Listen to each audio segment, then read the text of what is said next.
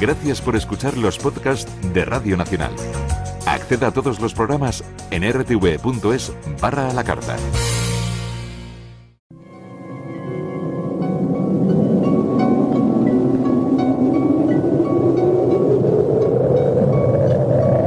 Solo cuando el túnel está en la más absoluta oscuridad es cuando puede volver otra vez la luz.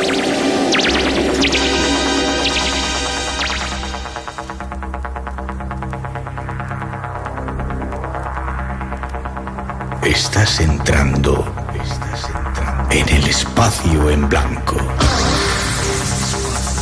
Una puerta a nuevas dimensiones de la existencia.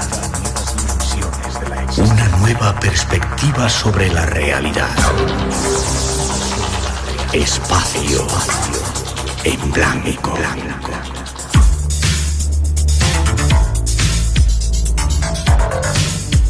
Una producción escrita y dirigida por Miguel Blanco. En la introducción nos contamos y ya veréis que va a ser un tema sorprendente y diferente. Los que se esconden en las casas encantadas, en esos lugares lúgubres, donde el pasado se resiste a dejar de aparecer.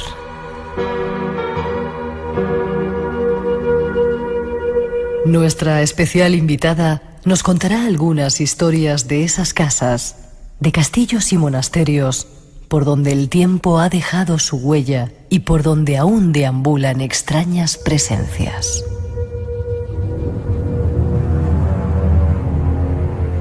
Hablaremos de historias de niños, las que más miedo dan, y de tesoros. De cómo esconderlos, de sus leyendas y de cómo encontrarlos. Y solo será uno de nuestros temas. Habrá más.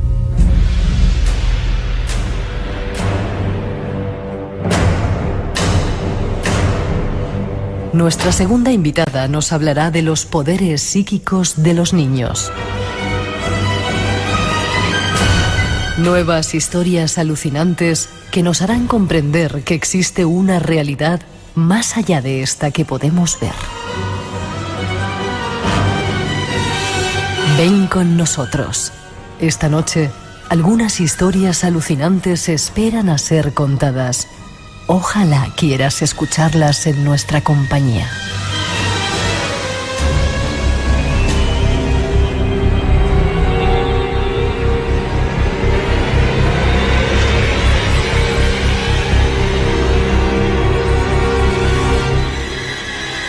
¿Te ha gustado, Sol? Me ha encantado. Buenas noches, Sol Blanco. Sol, ¿cómo estás? Buenas noches. Yo primero darte las gracias porque estas son horas para ti. De hecho, déjame que le cuente a los oyentes. Estaba diciendo cómo hacíamos el programa a estas horas, cómo podíamos. Así que, ¿has dormido la siesta hoy? No he dormido la siesta, pero para venir a tu programa no necesito, tengo que estar perfectamente activa. Cómo me alegro. Muchas gracias. Déjame que te presente. Licenciada en Ciencias de la Información por la Universidad Complutense de Madrid. Tienes un máster en la Unión Europea por la Universidad San Pablo de Madrid y en la Universidad Pontificia de Salamanca. Integras o estás dentro del grupo EPTA desde hace, bueno, diga los años. Y autora de varios libros. Sí, pero bueno, puedo decirte desde el año 87, vamos, no es ningún secreto. Vale.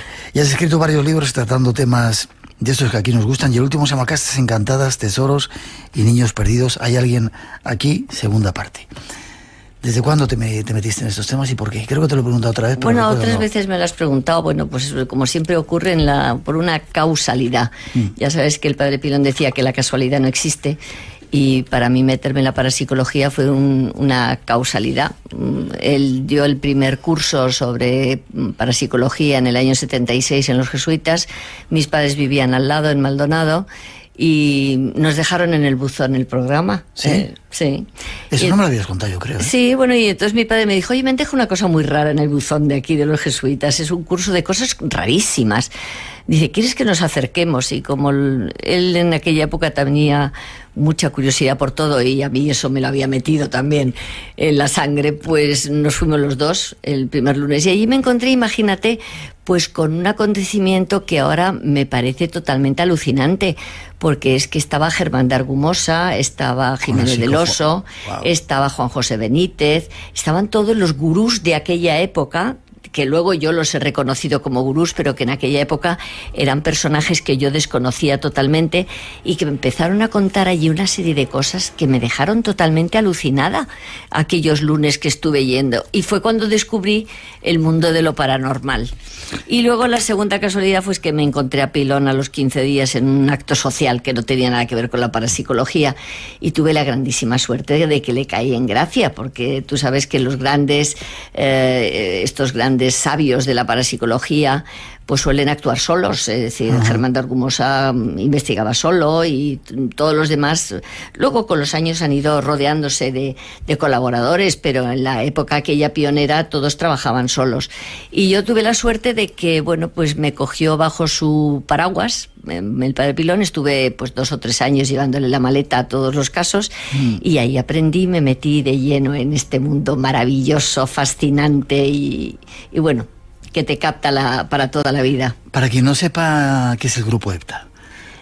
El Grupo EPTA es vamos a ver, en el año 1987, el padre Pilón, que estaba muy conectado con el exterior de nuestro país, con otros países, con otros grupos de investigación, pues le empezaron a contar de que se estaban configurando como equipos multidisciplinares para poder investigar mejor los fenómenos paranormales, que, como sabes, son muy complejos.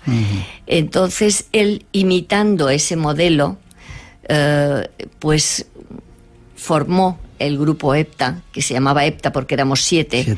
Los eligió entre personas que él ya conocía, pero que curiosamente veníamos de campos muy diferentes. Por ejemplo, Piedad Cabero venía del grupo de la ballena alegre, de la ufología, pues no sé, Paloma Navarrete, ya lo sabes, que venía siempre de la evidencia, del tarot, de todas las actividades suyas propias que tenía, pero que ya también la conocíamos a ella. Los 2 físicos, pues Ángel Ortega el primero, luego José Luis Ramos, luego Lorenzo Plaza. A todos les entusiasmaban estos temas y todos eran contertulios de unas cenas que teníamos muy divertidas que se llamaban el Círculo Cuadrado, que nos reuníamos una vez al mes y que allí acudían las personas, digamos, que nos gustaban estos temas, pero también sensitivos invitados por Pilón. Y formábamos un grupo muy divertido. Entonces Pilón empezó a elegir a esas 7 personas complementarias, porque todos siempre en el grupo EPTA somos complementarios, y eso es lo interesante. Un grupo que se dedica a investigar fenómenos paranormales, fenómenos misteriosos, en casas encantadas, que no cobráis por hacerlo. Por supuesto, nunca. ¿Tú sabes lo importante que es eso? La cantidad de gente que a nosotros nos llama diciendo que tiene un problema y a veces no sabemos dónde mandarla. Supongo que eso pasará en muchos lugares, ¿no?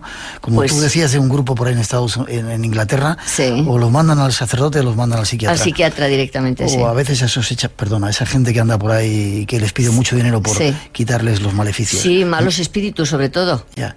No hay gente seria que se dedique a esto y qué labor tan increíble se llega a realizar. Como grupo, yo creo que somos los únicos en España. Hay investigadores en España y que todos conocemos, pero trabajan más o menos 1 o 2, o trabajan como notarios, es decir, como periodistas que van recopilando información sobre dónde ocurren los fenómenos y hacen una especie de expediente X, ¿no? Pero investigar el fenómeno y solucionarlo, porque eso es lo importante. Yeah. Pues yo creo que somos los únicos. Yeah. Y ya veréis esta noche, si no la conocéis a nuestra invitada, de qué manera tan peculiar y original trata estos temas.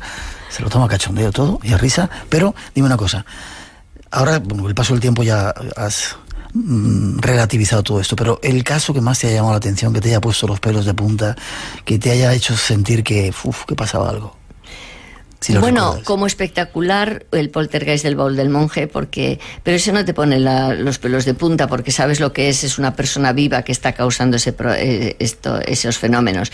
Lo que pasa es que te choca el que tú ves que de repente una bombilla se desenrosca sola, o que una araña empieza a bailar, o que tú de repente giras... Una araña es una lámpara. Una lámpara, sí, una araña de cristal. O que tú estás sentada y de repente a la derecha tuya no había nada y de repente aparece un Cristo o un objeto que no había. Una cabeza de vaca que habla, ¿no? Ah, bueno, pero ese fue otro caso, ese fue muy divertido. Ese también era un poltergeist, era un chico que tenía problemas y que hablaba con la calavera de la vaca que tenía en su dormitorio. Ya. ¿Y alguna presencia de esa del más allá? No, maligna nunca. Ahora, curiosa sí. cuando, vamos a ver, el médium y Paloma entablan un diálogo con la persona fallecida que tiene sus problemas también, ¿no? Y te los cuenta. Y es cuando, en fin, aprecias, ¿no? Los problemas que incluso puedes llegar a tener en el otro lado y les puedes ayudar. Ya, esta es nuestra invitada. No os damos el teléfono esta noche, disculparnos, no vamos a poder cogerlo. Tenemos el email espacioenblanco@rtv.es y vamos tras esa primera introducción a conocer algunos casos, primero quizá de niños. A mí son los que más miedo me dan o más me ponen, pero ya veréis cómo se lo toma Sol. Mira qué cara pone.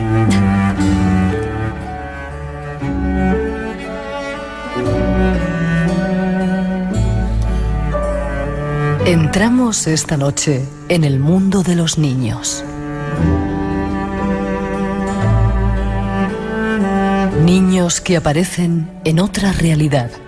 Niños que son capaces de ver más allá de esta dimensión.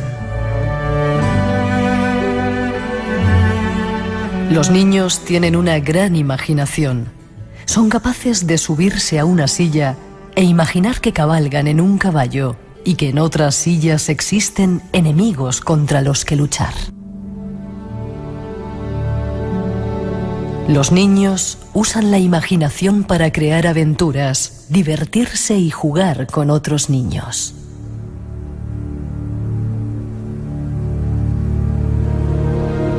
Sin embargo, en ocasiones ven cosas fuera de lo normal. Y debido a su alta imaginación, los adultos lo consideran como irreal, una ilusión.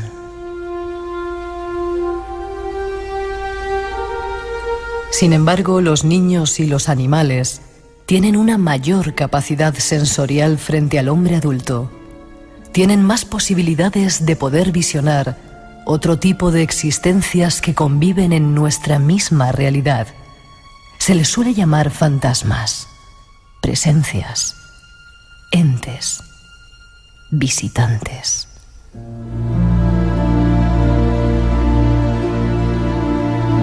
Sin embargo, cuando un niño afirma verlo, se resta valor diciendo que es producto de su imaginación y que solo se trata de un amigo invisible creado por él mismo.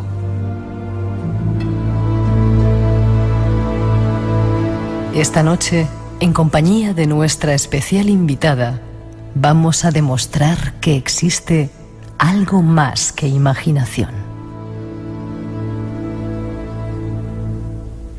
Existen multitud de experiencias que lo demuestran. Vamos a conocer alguna de ellas. En la segunda parte de nuestro programa vamos a hablar de las capacidades psíquicas de los niños, con otra invitada que viene, de esos amigos invisibles, pero ¿te ha ocurrido que algunas veces algunos padres te han contado que el niño está hablando con alguien en la habitación o alguien que no ve, ese amigo invisible? Sí, hemos tenido varios. Me acuerdo del caso del niño que tenía frío, que me habías preguntado antes. Sí. Y este era un niño que estaba estudiando en su cuarto, que era un chico normal, pues tendría 6 o 7 años.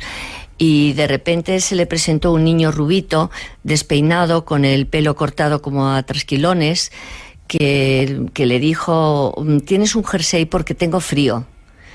Entonces el niño, muy inteligente, es decir, no se inmutó, no se asustó, sino que salió de la habitación y se lo dijo a su padre. Entonces su padre... ¿El niño estaba solo y apareció de repente? El niño estaba solo estudiando. Entonces el padre llegó a la habitación y no vio nada. Y como esto se repitió en 2 o 3 ocasiones, que siempre el niño se le aparecía rubito diciendo que tenía frío, una de las veces ya el niño no llamó a su padre, sino que sencillamente cogió un jersey y le dio un jersey suyo al niño. Y claro, el niño, te lo digo, era un niño muy especial, el vivo me refiero, y le empezó a preguntar: ¿quién eres? Y entonces el niño contó su problema: es que estoy buscando a mi hermano. Pero ¿cómo a tu hermano? Si es que a mi hermano se lo llevaron unas personas que se lo llevaron, pero claro, yo me escondí debajo de la cama y por eso no me vieron. Cuando luego reconstruimos nosotros toda la historia, porque nos llamaron con este motivo, pues adivinamos de que es que estos 2 niños, el que buscaba y el muerto, vivían en una chabola que se había incendiado. Llegaron los bomberos, sacaron al niño mayor y como el pequeño se había metido debajo de la cama no lo vieron. Y cuando lo vieron ya era tarde y el niño se había muerto. claro, el niño seguía buscando a su hermano y había, digamos, interpretado a los hombres de azul que entraron en su casa como los hombres malos que se habían llevado a su hermano, cuando en definitiva eran verdaderamente los bomberos para esto. Y pudimos reconstruir toda la historia, hasta que al niño le dijimos verdaderamente que fuera a buscar no a su hermano, porque dimos por hecho que su hermano, claro, estaba vivo, pero que fuera a buscar a sus abuelos o a sus padres y que los llamara, y terminamos ayudándole. Pero ese es un caso curioso.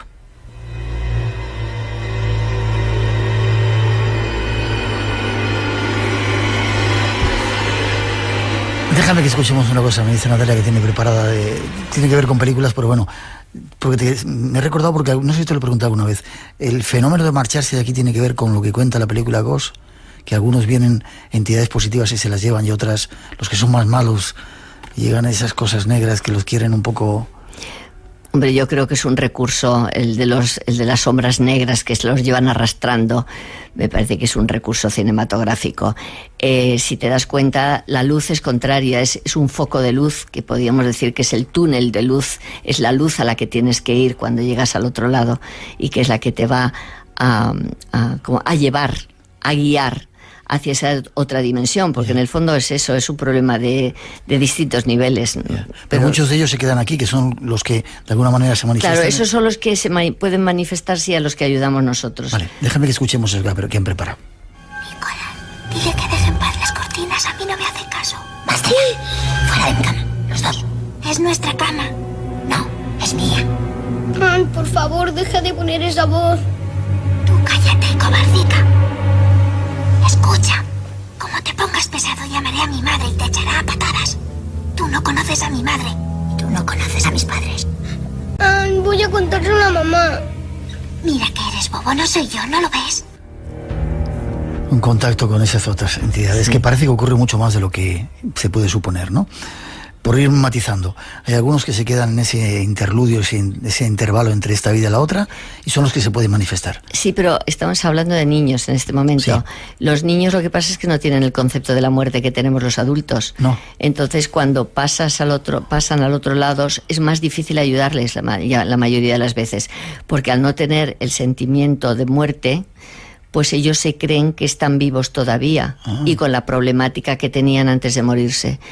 Y solamente les puedes ayudar o bien reclamando a alguien de la familia que esté allí, que pueda venir a ayudarlos si no lo han hecho, o bien Paloma también acude a los arcángeles para que se los lleven, para que les ayuden a dar el paso, porque claro, tú no puedes dialogar con un niño que ha fallecido y que se ha quedado aquí diciéndole que se ha muerto, porque el concepto, como te digo, de muerte no lo tiene. Es difícil que se den cuenta. Qué curioso. Y para nosotros es mucho más difícil ayudar a un niño que a un adulto. Nosotros hemos tenido un caso insólito hace muy poco tiempo, en la que ha sido la mascota del niño, un perrito. Cuéntanos eso. Lo tienes en el libro también, ¿no? Sí. Cuando una mascota ejerce Cuando una de ángel. mascota ejerce de ángel. Es un niño que, bueno, fuimos a una casa, nos llamaron porque en el sótano donde tenían todo un preparado, todo el sótano de la casa, que era un chalet grande para que jugaran los niños de la familia, era un chalet que era alquilado. Y bueno, pues nos dijeron que por la noche oían el ruido de los juguetes cuando los niños estaban ya acostados en sus camas, ¿no? Entonces, bueno, cuando fuimos allí descubrimos que era un niño muy... Fallecido. Fallecido. Sí. Que tú dices de una forma tan normal, un niño fallecido. Un niño fallecido, y al que era difícil ayudarle porque seguía pensando que estaba vivo. Debo decir a los oyentes que era un niño muy conocido en la sociedad de Madrid. Los nombres y apellidos pues chocarían a los oyentes, pero a nosotros nos chocó también, porque no pensamos que ese tipo de niño podía estar, digamos, todavía aquí, ¿no? Uh-huh. Y cuando ya llegó el momento, pues no conseguimos ni que vinieran abuelos, ni que vinieran, que sabíamos que su padre estaba en el otro lado, que sus abuelos estaban en el otro lado, y no vino nadie se presentó a la pantalla mental de Paloma y al de Aldo. Y sin embargo, cuando estábamos ya que no sabíamos qué hacer, de repente los dos empezaron a oír un ladrido de perro. Y entre los dos empezaron a decir, oye, es un perro, sí, y tiene manchas no sé qué. Y el niño fantasma, a través de Aldo, dice, pero si es Rudy, es mi perro. Bueno, pues a través del perro y diciendo el niño, el perro iba y venía, llegaba al niño fantasmita. Pero el perro estaba físicamente vivo. No, el perro estaba muerto, el perro también. se había muerto también, sí. Pero había venido al nivel del niño para llevárselo. Entonces corría hacia el niño y volvía a correr hacia el otro lado. Hasta que le dijimos, comprendimos lo que quería el perro y empezamos a decirle al niño, corre detrás de Rudy, corre, vete a jugar con él. Y el niño, sin darse cuenta, persiguiendo a su perro, es decir, yendo con su perro a jugar, el perro consiguió que pasara al otro lado. Y es la primera vez en nuestra vida que hemos encontrado que una mascota ha venido a rescatar a su amito pequeño de un apuro en el que estaba. Qué curiosa historia. 2:30, 1:30 en las Islas Canarias. Seguimos adelante. Si te gusta el misterio, lo desconocido, tienes una cita con nosotros. En el fin de semana, de 2 a 4 de la madrugada del viernes al sábado, Espacio en Blanco, con Miguel Blanco, en Radio Nacional.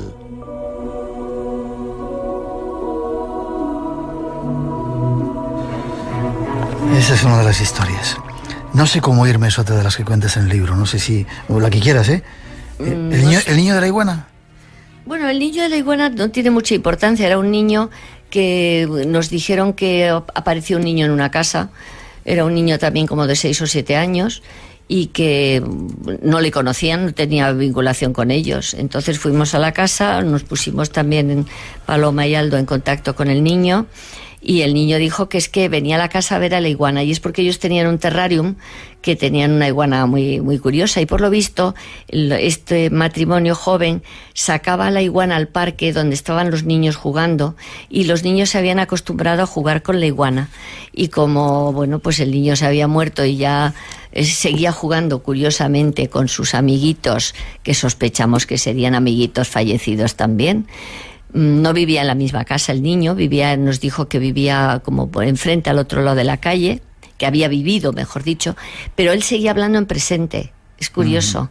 Es decir, que por eso te digo que tampoco tenía el sentimiento de que se había muerto, pero ese es que venía a ver a la iguana que tenían los que nos llamaron, porque para él era como un juguete más. Ya.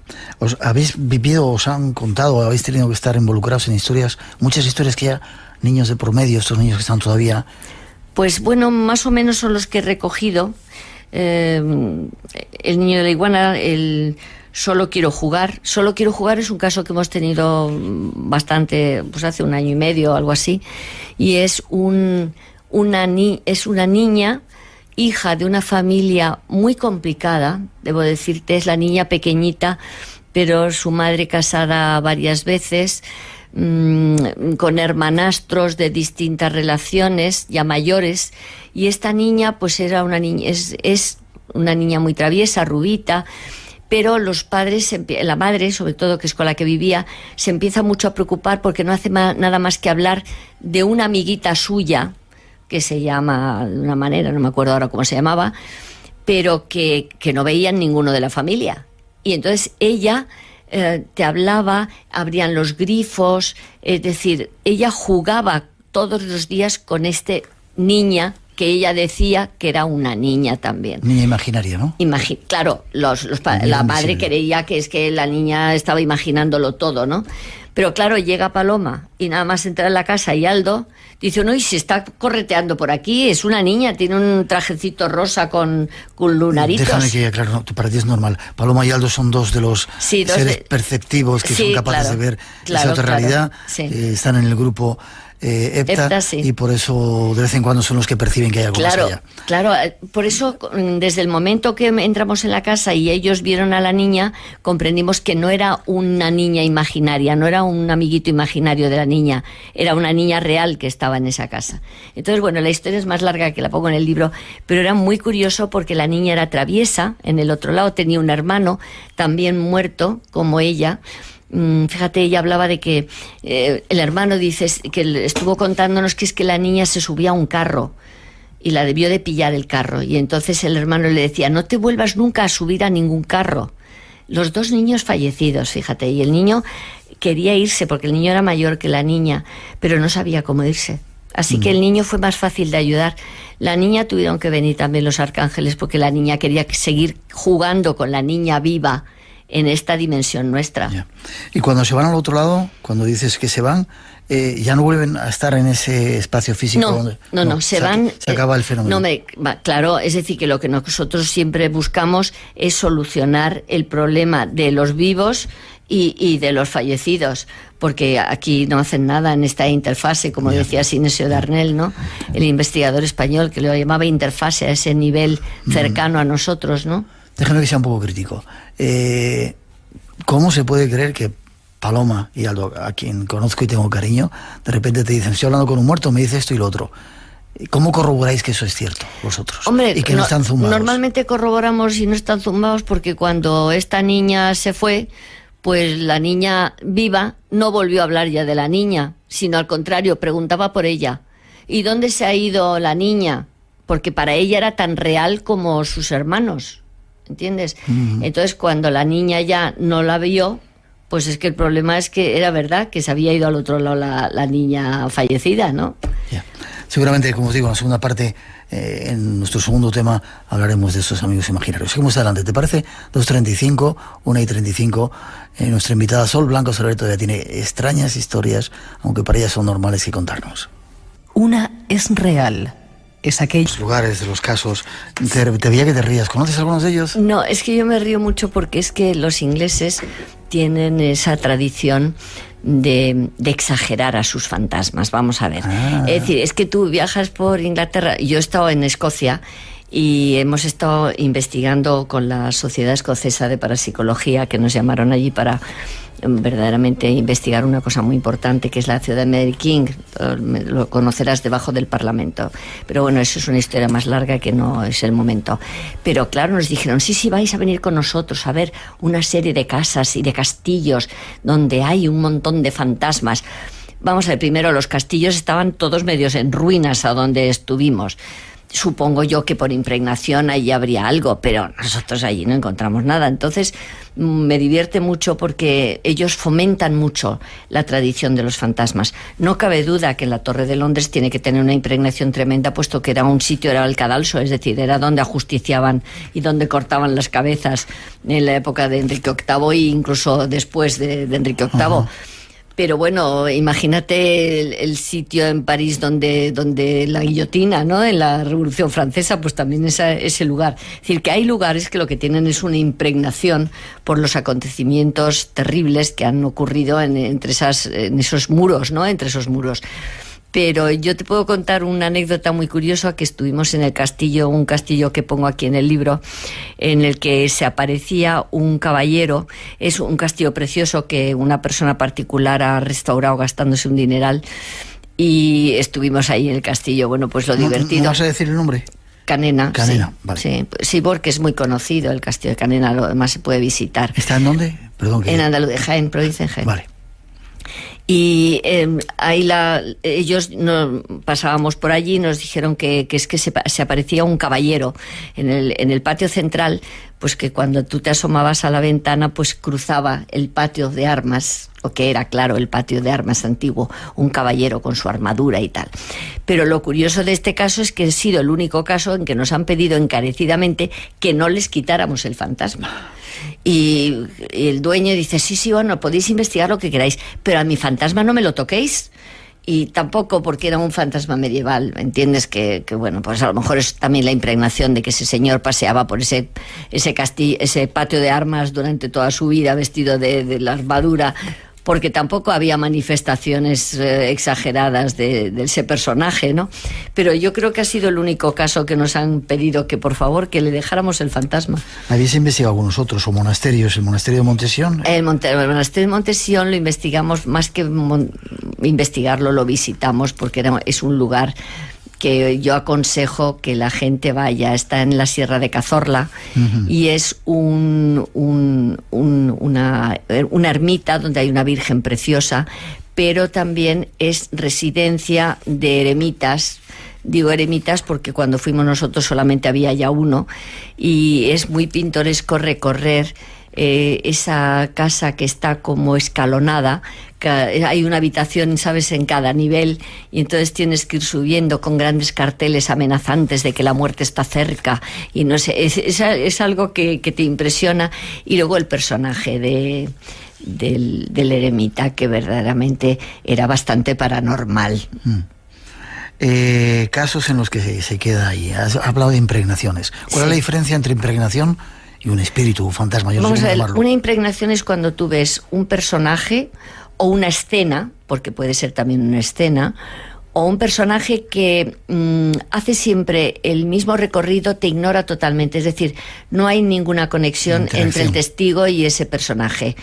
Entonces es como un trozo de película antigua, que tú de repente entras en un lugar y ves el desarrollo de un acontecimiento o de una persona, pero que no te hace nada de caso. Es decir, va a su bola, sube por la escalera, baja por la escalera, y entonces tú comprendes que eso es lo que esa persona ha hecho durante muchísimos años, y su impregnación. Bueno, también puedes ver un asesinato o algo así, porque claro, todos esos acontecimientos, ¿no?, dejan una impronta tremenda psicológica en el medio ambiente. Dicen, la teoría de la impregnación es que todos impregnamos con nuestras vivencias el entorno en donde nos movemos, y eso queda en latente, como las ondas de radio, las ondas hertzianas. Entonces basta que una persona entre en ese lugar y que tenga una cierta sensibilidad para decodificar esa información, y entonces ve lo que ocurrió allí. Ya. Eso es como funciona la teoría de la impregnación. ¿Y los espíritus interaccionan y vienen? Interaccionan, y además siempre son personas que tú conoces. ¿Sí? No existe un fantasma que tú veas en tu casa que no sea el de una familiar, que él te conozca. Tú le conoces a él, y además viene para una cosa concreta, no para jugar, ni para darte miedo en absoluto. Eso es en las películas. ¿Vienen a una cosa concreta? Vienen a una cosa concreta, te vienen a...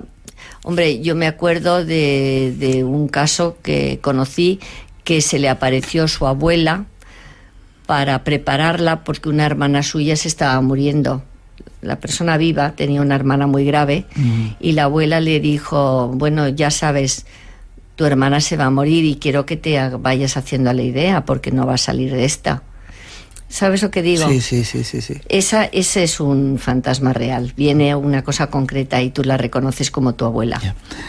Vosotros tratáis casos en los que esas entidades están en un lugar, los videntes perciben, hablan con ellos, y cuando se van, ¿a dónde se van? ¿Y ya no vuelven más? No, ya no vuelven. Es como si pasaran a un nivel en el que ya la comunicación no existe.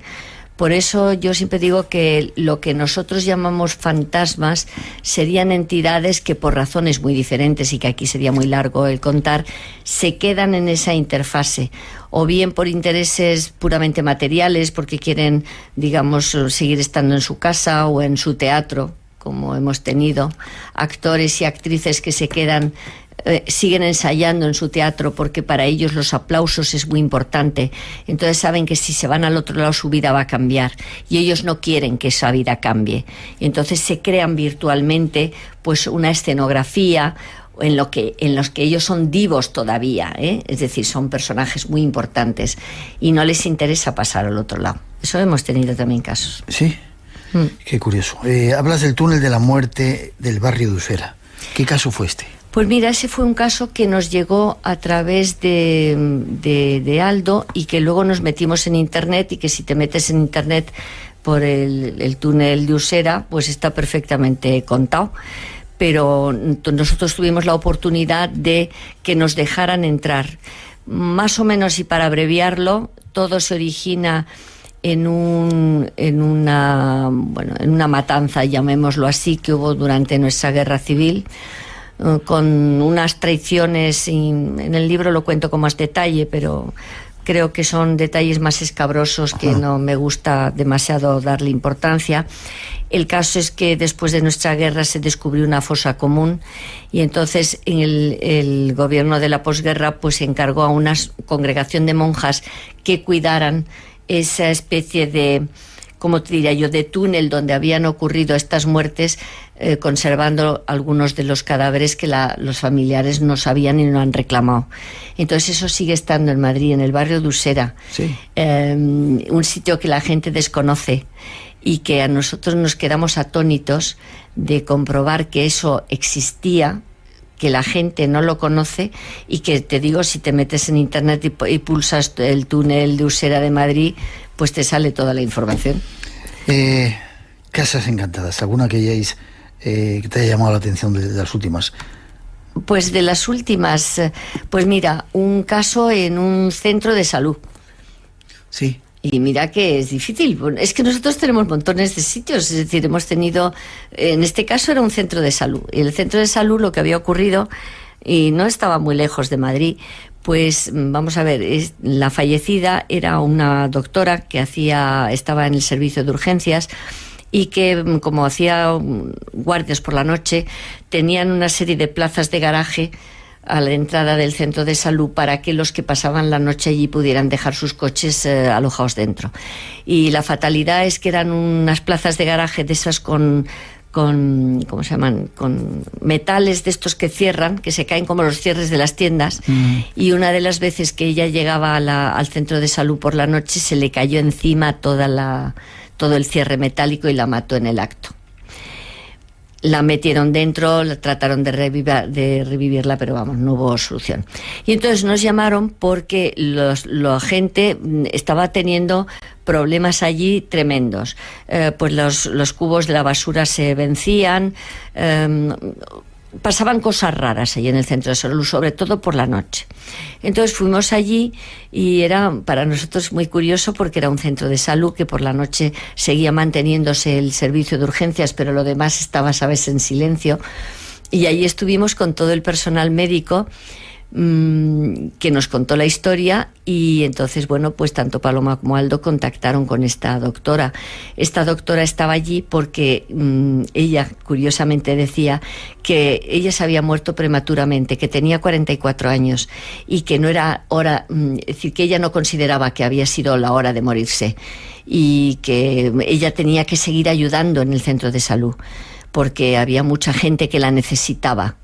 Fíjate, era el problema de sentirse todavía útil, pero materialmente útil. Es decir, ella podía haber sido al otro lado, pero ella no quería irse porque se sentía útil. Tardamos casi una hora en convencerla.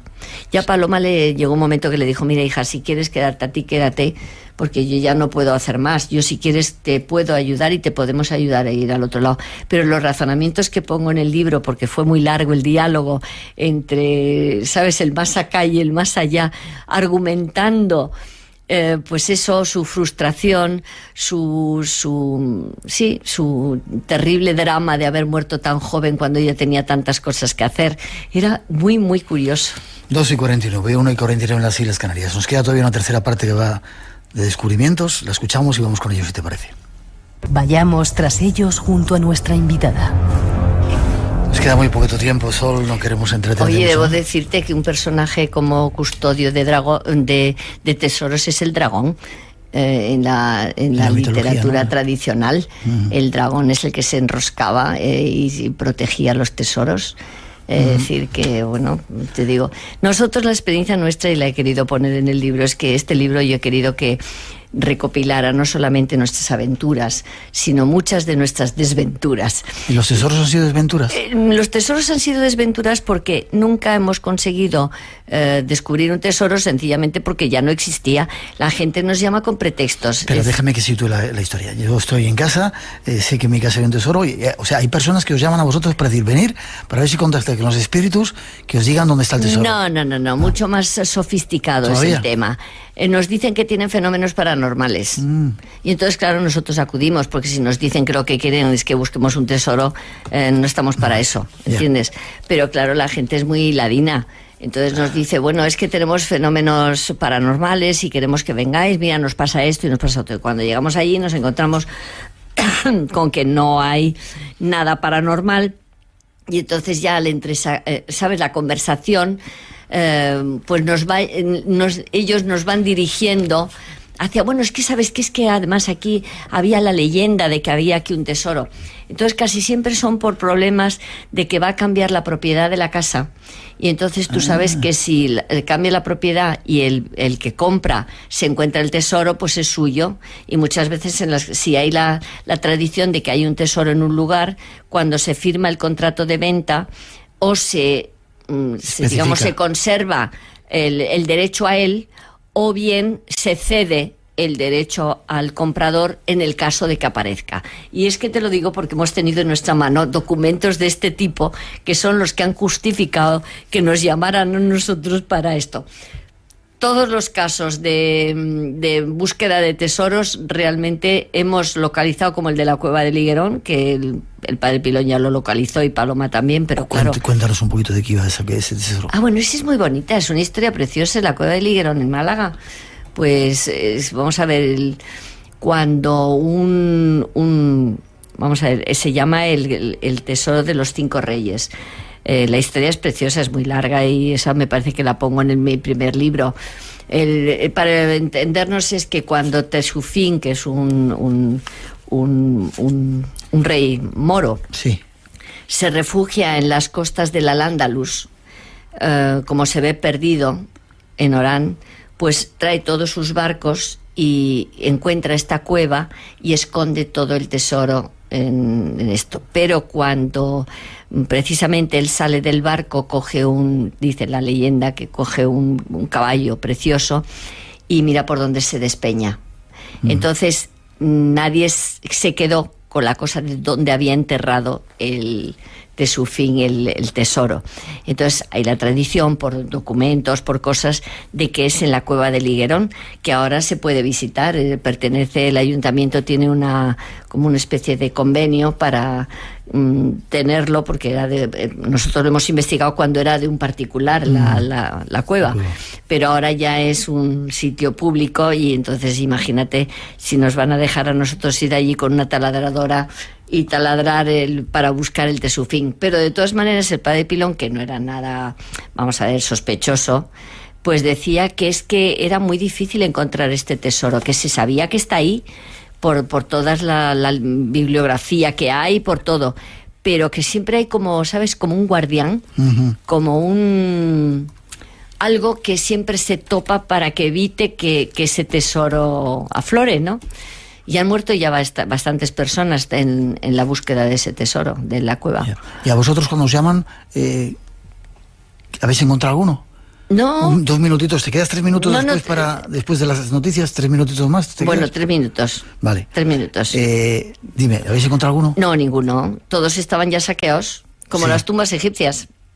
Es decir, cuando hemos encontrado cosas, y luego ya el colmo ya es que Paloma y Aldo, cuando hablan con el personaje, nos lo corroboran, ¿no? Y eso lo sacaron en tal año y tal, y lo sacó fulano, vamos a decir que...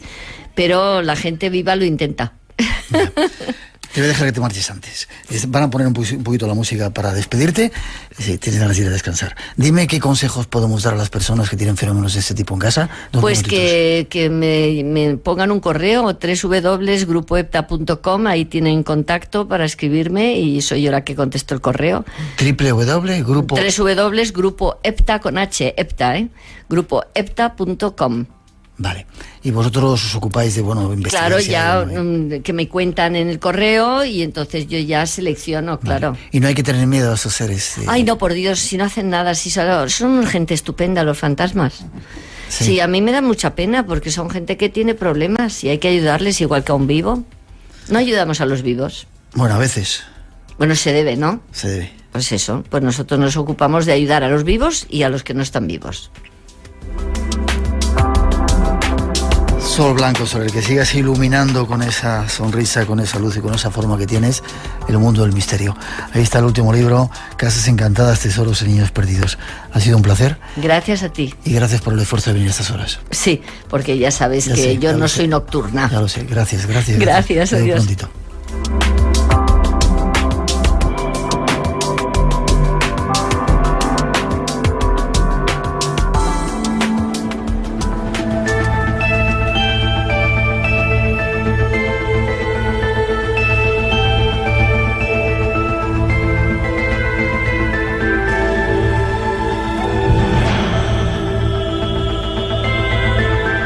Una pausa obligada para las noticias de las 3, las 2 en las Islas Canarias. Tenemos todavía mucho que contaros, así que no os vayáis. Os dejamos con Natalia Ayala y Luis Valles, nuestros compañeros, para que os den toda la información y enseguida seguimos.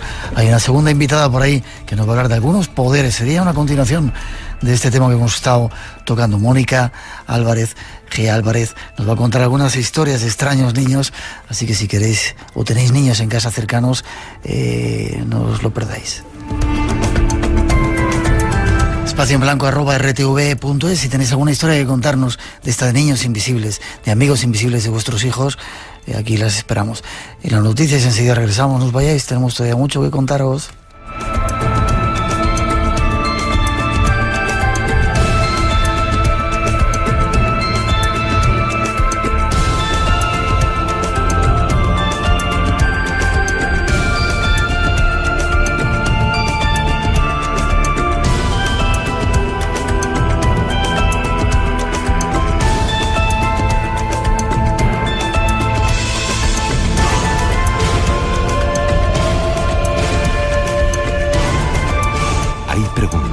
Para las que la ciencia aún no tiene respuesta.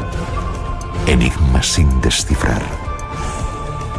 Atrévete a emprender un viaje hacia lo desconocido con Espacio en Blanco. En Radio Nacional de España, con Miguel Blanco.